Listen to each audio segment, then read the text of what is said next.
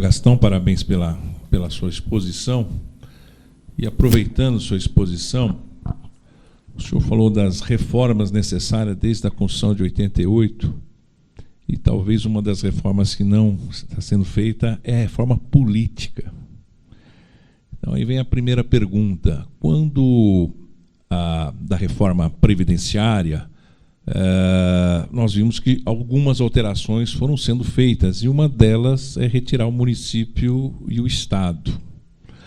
Essa reforma tributária, o senhor acredita que, com a composição hoje existente, com a quantidade de partido existente, com as diferenças de ideologia, é possível realmente fazer a reforma considerando essa alteração do ICMS?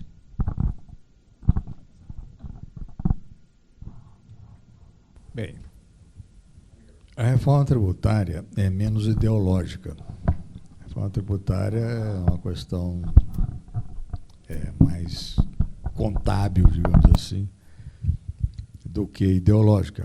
Como arrecadar bem, onerando menos, como racionalizar o sistema. A reforma da Previdência é uma reforma ideológica, trabalhista mais ainda. Então, o que nós estamos vivendo hoje no Brasil em 2 anos, é uma situação que vem se agravando nos últimos 50 anos. Nós estamos vivendo hoje aqui, se os senhores repararem bem as posições defendidas na Câmara dos Deputados, principalmente na Câmara dos Deputados, nós estamos tentando derrubar no Brasil o Muro de Berlim, que foi derrubado há 30 anos na Alemanha, e foi derrubado em algumas horas. E aqui nós estamos levando anos. Por quê? Porque prevalece entre nós aquela ideia romântica de que as coisas podem ser resolvidas pelo Estado, de que o Estado é um provedor que não com recursos inacabados, que ele tem meios de fazer tudo por si só. Quer dizer, o Estado é uma abstração. O Estado existe porque existem pessoas que são designadas para desempenhar determinadas funções. O Estado não é um reservatório de recursos inesgotáveis. E essa ideia permeou a Constituinte de 87 e 88, tanto assim que nós, lendo a Constituição, percebe nitidamente que alguns dos seus dispositivos cravam esta ideia de que o poder público fará isso, o Estado fará aquilo, o poder público vai dizer isso. O poder público é uma abstração. Quer dizer, quem faz tudo isso somos nós que pagamos os impostos. Então, se nós não cairmos nessa realidade, nós não vamos a lugar nenhum. Por que eu disse que o Muro de Berlim está sendo derrubado aqui agora? Porque algumas posições ideológicas são nitidamente totalitárias em relação a essa ideia de que o Estado faz tudo. Por isso, a reforma da Previdência, a reforma trabalhista são nitidamente permeadas por essas concepções muito antigas. A reforma tributária, não. Ela tende a ser uma reforma que visa racionalizar a tributação. Portanto, eu imagino que a oposição à reforma tributária tenda a ser menor do que a essas duas outras. Ela vai ser maior do ponto de vista digamos assim, da ideia de não perder a titularidade do imposto pelos estados. Mas, na verdade, a titularidade só existe no papel, porque o ICMS hoje é um imposto regrado por lei nacional, pela Lei Complementar 87. Então, dizer que os estados vão perder autonomia é uma bobagem. Eles não vão perder autonomia, porque eles já não têm mais. A autonomia do Estado hoje é muito pequena em relação ao ICMS. Também isso vai ter que se passar por um processo de convencimento, de demonstração e tudo mais. Não é? Agora, voltando ao problema da reforma política. A reforma política, no meu entender, precisa de pelo menos 2 questões importantes. A restauração da cláusula de barreira, para acabar com os 30 e tantos partidos que nós temos, não é? e acabar com as coligações. Se possível, introduzir o voto distrital. Se fizer isso, está feita a reforma política. Não tem muito questionamento em torno disso, nem precisa ter.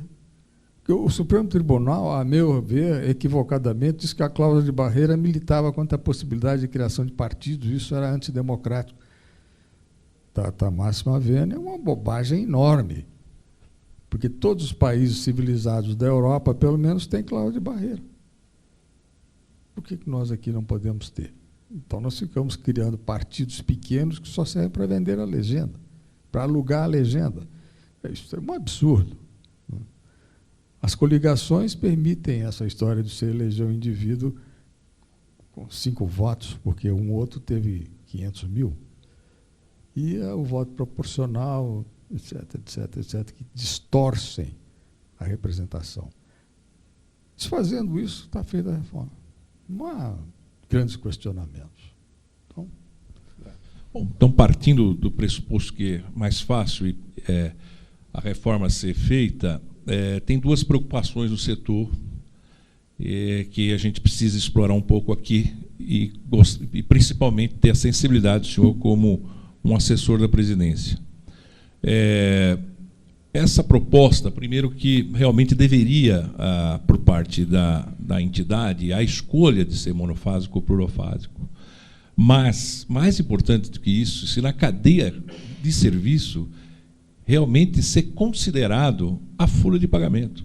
A folha de pagamento das instituições é 70%, 60%. Esse é o grande insumo. E aproveitando até a sua fala sobre a igualdade, é até para atingir esse princípio, porque, como o senhor bem falou, quem vai pagar a conta vai ser o aluno. Curiosamente, um aluno da escola privada é aquele que não teve, principalmente, acesso à escola pública, e outros optaram, mas muitos dos alunos que realmente estão hoje estudando é porque não têm o acesso. Tributar esse aluno ainda vai ferir ainda mais o princípio da igualdade, né? E tem dados que, inclusive, foi passado para o governo, que isso pode contribuir. O aluno, quando sai do ensino superior e mesmo do ensino médio, pelos dados do PNAD, o aluno agrega em 50%, 60% em termos de salário, e isso tem giro na economia, melhora o IDH onde ele está, né? Tudo isso contribui, na realidade, para a economia do Estado, né? Então, essa é a preocupação para que não se venha a ter uma tributação da forma como está sendo colocada e o aluno ser prejudicado. Então, essa é uma questão. A segunda questão me parece superada, mas sempre fica um cadáver de vez em quando.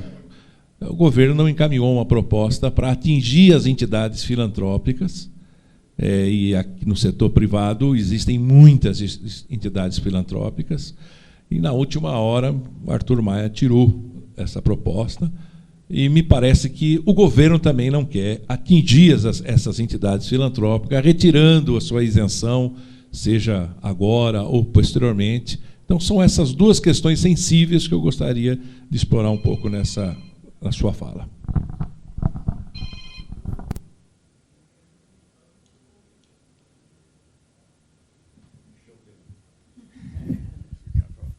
Bom, eu acho que o senhor tem razão, não há interesse em alterar isso, a questão da imunidade dessas entidades, né? Não, pelo menos comigo não foi veiculada essa ideia. E se for, certamente eu me posicionarei contrariamente a ela. A outra questão era do repasse do custo para o sim. aluno. Não, né? Isso é evidente, como eu disse. E a folha de pagamento? A folha de pagamento, isso eu já falei com o secretário da Receita, ele não se mostrou interessado em discutir o assunto, mas é possível voltar a essa questão, porque é o maior insumo. A folha de pagamento e, eventualmente, os aluguéis, né? Que se paga em aluguel e tudo mais. Então, se não se considera esse insumo nessa atividade, o que será o insumo? Né? E complementando o que o Kovac está falando, doutor Gastão, assim, lembrando que hoje o ensino superior privado brasileiro, a grande maioria dos alunos está nas instituições pequenas e médias, cerca de até 3.000 alunos, né? Mais de 70% do aluno do ensino superior está nessas instituições pequenas e que sofrem muito com essa questão elevada de custos, né? Que eu acho que é uma questão importante para se haverá tributação diferenciada, que de repente se pense um pouco nessa questão que essas instituições elas estão ocupando um espaço bastante relevante no país, onde elas estão em cidades onde elas estão em pequenas cidades também, nem médias, elas não estão em grandes centros. Esse aluno nunca teria acesso ao ensino superior se aquela instituição não estivesse naquele local.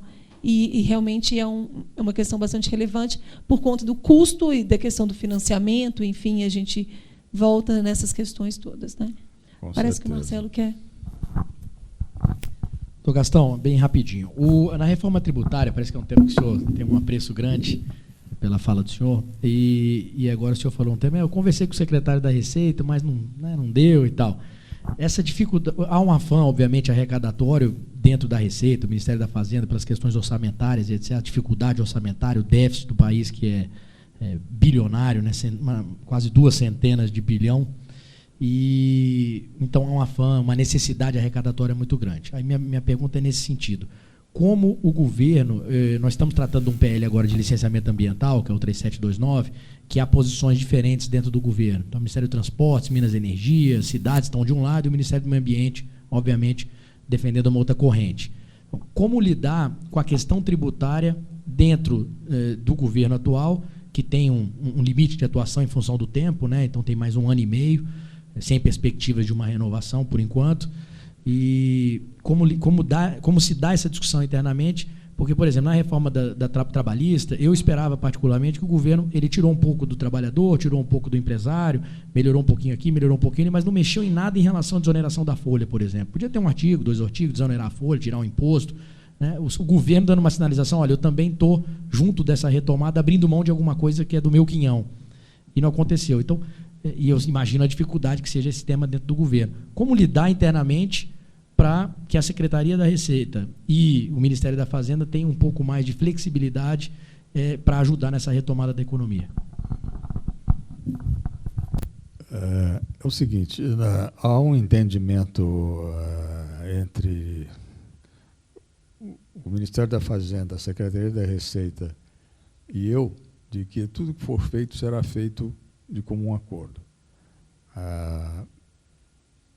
Pela primeira vez, nós conseguimos que a Receita Federal olhasse com simpatia uma grande reforma da tributação, porque eles sempre foram contra, por várias razões, a principal delas o receio de perda de arrecadação, etc.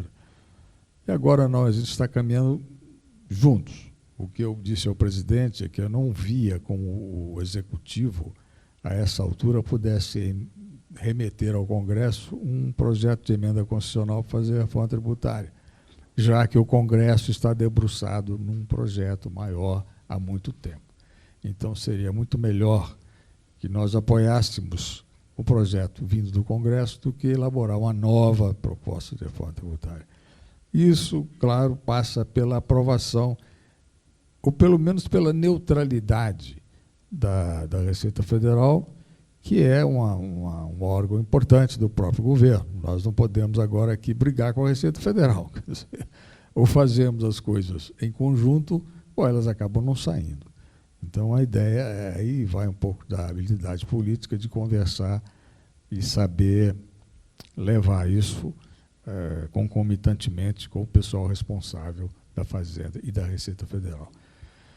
Vai ser um processo muito interessante. Eu acredito que ele começou há mais ou menos uns 3 meses, mas sofreu uma certa paralisia em função das 2 reformas fundamentais que estão em discussão no Congresso. Não dá para começar a discutir isso de novo agora, enquanto nós não tivermos essa aprovação no Congresso, até para medir até que ponto o governo terá fôlego para levar isso adiante, né?